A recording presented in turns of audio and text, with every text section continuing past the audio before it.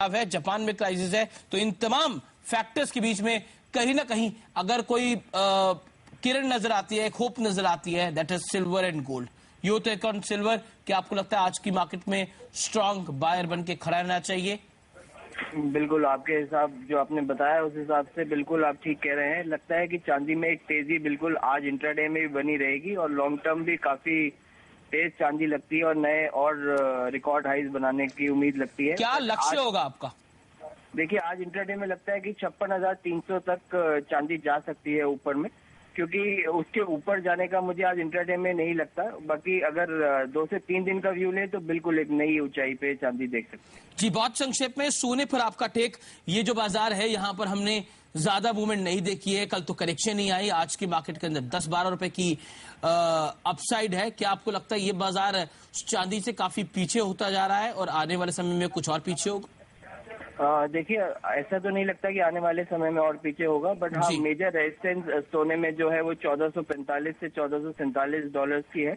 जब तक बाजार उसके ऊपर क्लोजिंग नहीं देता, जब तक बहुत मेजर तेजी की बात नहीं कर सकते। बाकी आज इंट्राडे में जरूर लगता है कि 20,920 और 950 तक बाजार आ सकता है। जी, क्रूड आपको कैसा नजर आ रहा है? कमजोर है बाजार, लेकिन यहाँ पर अगर हम देखें तो यूरोप और अमेरिका दोनों से मांग कुछ घटने की संभावना है, लेकिन मिडिल ईस्ट की जो टेंशन है उसको हम दरकिनार नहीं कर सकते। वहां पे अभी भी अलगाव है, अभी भी तनाव है, चाहे बहरीन हो चाहे यमन हो, और अभी भी लिबिया के हालात जो है वो काफी गंभीर बने हुए हैं। सऊदी अरब में भी सुगबुगाहट हो रही है। ऐसे तमाम समीकरणों के बीच में अगर किसी को इस समय घाटा हो रहा है क्रूड के अंदर, तो he should stay in the market and he should wait for the rice.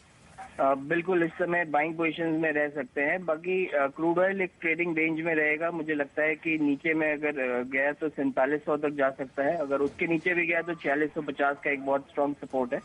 तो एक ट्रेडिंग रेंज में रहेगा। आज के मार्केट से संभावना क्या है, तेजी की गिरावट की?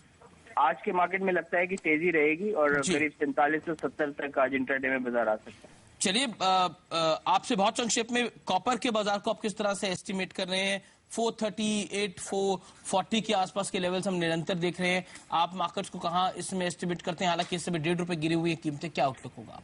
देखिए, मुझे लगता है कि कॉपर में 432 तक के लेवल्स आज इंट्राडे में हम देखने को मिल सकते हैं, तो इस बाजार में सेलिंग ही एक रिकमेंडेड रहेगी। चलिए, आपको लगता है कि करंट लेवल पे भी सेलिंग कर लें तो कोई हर्ज नहीं है? आप 438 पे खरीदा बिकवाली की राय दे रहे हैं, 437, 437 भी अच्छे लेवल है बिकवाली करने के लिए।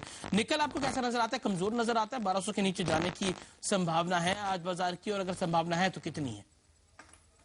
मुझे लगता है निकल एक ट्रेडिंग जोन में आ सकता है, तो ऊपर में 12 से 24 का एक बहुत स्ट्रॉन्ग रेजिस्टेंस है। जब तक उसके ऊपर क्लोजिंग नहीं देता, निकल में बाइंग पोजीशंस मैं रिकमेंड नहीं करूँ। बहुत बहुत शुक्रिया आपका हमारे साथ जुड़ने के लिए, बाजार पे अपनी प्रतिक्रिया देने के लिए, बाजार पे बातचीत करने के लिए। तो ये थे अपूर्व वाधु बाजार पे बातचीत करने के लिए। चीनी की बात कर लेते हैं। लाल मिर्च में गिरावट है, गुंटूर में 300 रुपए तक टूटे हुए दाम, और एनसीडीएक्स पे 96 रुपए तक गिरी हुई है कीमतें। 8300 पे अभी भी सेलिंग की रिकमेंडेशन है। 8000 तक के लेवल आज देखने को मिल सकते हैं। अप्रैल वायदा के अंदर 860 का वॉल्यूम है। इस समय स्टॉप लॉस 8400 रुपए का इस बाजार के अंदर होगा, तो सेल कॉल है और स्ट्रॉप सेल है इस बाजार के अंदर। ये थी कुछ कमोडिटी कॉल्स, बाजार के ओपनिंग मूव्स, लेकिन 12:30 बजे आपको बताएंगे मंडी लाइव मिड एडिशन में मिड डे मार्केट की trading call, mid day market की ट्रेडिंग स्ट्रैटेजी। वंदना भारती अपना देंगे आउटलुक। आखिरकार आपको कमोडिटी बाजार के अंदर किन किन कमोडिटीज पे आज भरोसा करना चाहिए, कमोडिटी